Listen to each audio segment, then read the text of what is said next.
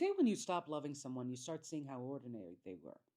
The love hormone pumps through to make them appear like a god. It's kind of like when your friend is telling you about their vacation. In their head, they did not just go to Disney World, they became magic itself. Meanwhile, to you, it really just sounds like they went to Florida. We all do it. Joy and love are such pretty feelings, they can turn a beast into beauty. Hence, when it leaves, you really do see you've been making out with a beast for 2 years. I love you, Jay, wrote Mr. H, aka the new acronym I have put into my music slash podcast to symbolize my father and every other self centered person with more than likely packing a penis. I miss you. My life is not complete without you. And this was the real kicker, and I quote, I don't know what I did for you to kick me out of your life so suddenly. What he did? I know, and I now present you a list of Mr. H's criminal immoral behavior. Bigamy, thievery, stalking, threatening life, livelihood, defamation, stolen property, stolen money, verbal assault, psychological and emotional abuse, leaving his kids homeless, leaving his kids without lights and water, tax evasion, debt evasion, tax fraud, the two above he used to hide from child support, and he did like to get paid in cash. Catfishing, hoeing around, pathological lying and manipulation, and misogyny, and racism. And I would put drugs, but drugs is an addiction, and that's a disease. Douchery is not. Yet to my father, his past behavior was only his past, not his present lifestyle or even others' present consequences. He did so much to destroy others' lives, he never realized in some ways he was successful. He was like the Republican Party in that way, speaking for the poor while working very well to make them poorer, and somehow speaking on how they are misunderstood in their morals, despite their achieved purpose being quite contrary to anything they claim. You see, my father understood intentions don't have to be seen, especially if the actions contradict them. What mattered were the words you used to enact and cover them, and how tightly you held on to them. And I want to make sorry, let's continue. I miss my father's descriptions of my mother as the most beautiful woman and a desire to return to her if she asked, because we love what is it? Consent king? I saw my father was overdosing on the love hormone for my mom, but I could not understand why. Sure, she was pretty, made you laugh, and you swore she made you want to be a better person, but you never became that, especially to her. And she cried a lot about it, and you liked it. 5 years, 50 letters, and some video recordings of my dad dropping them off with the still there temptation to send it to his other wife and my sister, even now. My father's love letters became like him, redundant and self absorbed. By the end of it, he just started complaining about his other family, how his other kids use him for money, how his grandkids don't really understand him, how his wife is just such an ugly person, but he fears his daughter. It was all about his world and how my mother alleviated it. As I read a few of them over the past weekend, I was terrified by a new fear I unlocked. How many times was I the only one in love in the relationship? And my partner just loved how I made their life bearable.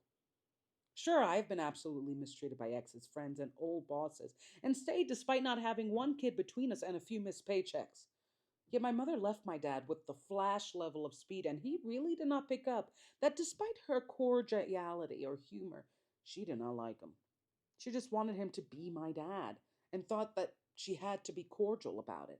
But he did not pick up her calm disgust. And to be honest, as I write this, I'm getting scared that not only do I pick people that do not love me, or rather hate me like my dad, I may have inherited his complete inability to see he was annoying to the ones he loved. I think my father, one thing that I get very scared I inherited, slash, I know I did, was my father lived in delusion. And I feel like I live in delusion because my father abused me. My delusion is this: I can fix people. I can fix people all while fixing myself, and I am just going to be tool timing my life away, just fixing, fixing, fixing. And that's life, that's living, and that's how dreams come true.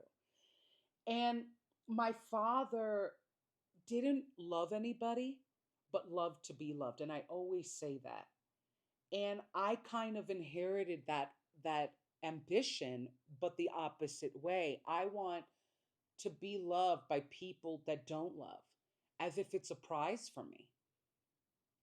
Like when I look at some of the things I put myself through by staying with really bad bosses, like really bad jobs, friends that if I got hit by a truck tomorrow, they'll be like, oh my God. Oh wow. Continues. Like no, not really grief at all. I made myself the most necessary person to be not be missed, because at the end the people that did miss me missed my wisdom or my creativity or what I offered them to lift themselves up. So it was like, it's like missing that mall that used to be a few blocks from your house, or that bodega. Damn, I really need milk now and it's no longer open. um and my father, when he would write about his other family in the love letters, I was reading the letters this weekend, um, and passing them through. Uh, he he described them as this burden, and what always frustrated with me with my dad was, and I see now in perspective, he genuinely forgot. Like once he convinced you to move past all the harm he had caused or was causing, it was on to the next horrible thing he was going to do. And he didn't see them as horrible. He saw them as, this is how you're going to love me. This is how you're going to stay in my life, even though I'm abandoning you. Because that was his thing. He didn't want to be left, but he did want people to feel so low without him. And even with him, it was just he needed to be the center, even if he was the center abuser or the center god, right? And my mother, I we had went through a lot of fights, my mother and I, because I thought she treated him too well. She gave him money, she gave him advice, she gave him, and it was all because in her head she was trying to lift this guy to be a presentable dad. And I was like, this guy is abusing me. He is not physically, never physically. Give the man credit. He is financially, emotionally, psychologically, verbally humiliating me, and like just assaulting me everywhere with words and unkindness and plots. And uh I would tell her all these things he did. And what's so crazy is that recently we were talking as we were going through the letters, and kind of like, oh snap, maybe he did that to me too. Maybe I fell a little into, there was no doubt that he abused my mom. I mean, for God's sakes, bigamy. Hashtag it. But what I will say is,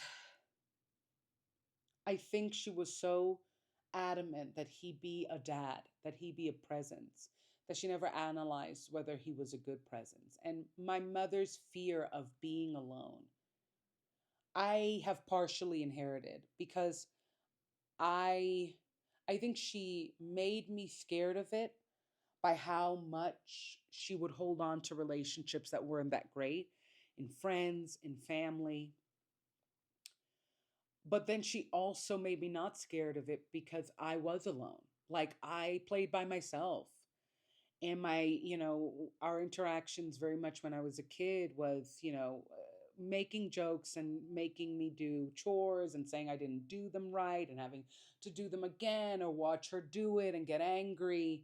And then my dad was just like a hot mess city. Just, it's so hard to describe somebody basic, because they really are. You think, no way he could have been that toxic, but it was just problems and complaining and calling me names and making me, like, there wasn't fun to him, but he swore he was fun. And that ability to close himself off to reality, I find it in my relationships. And I say often they didn't love me, but I don't think I go into the nuance of that. Like didn't, they might not have liked me. They might not have liked me.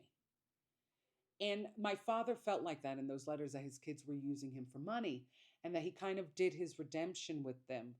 In no, make note, I only came out, I always say this, I only came out in one letter, and it was he would buy me dinner if that's what she wanted.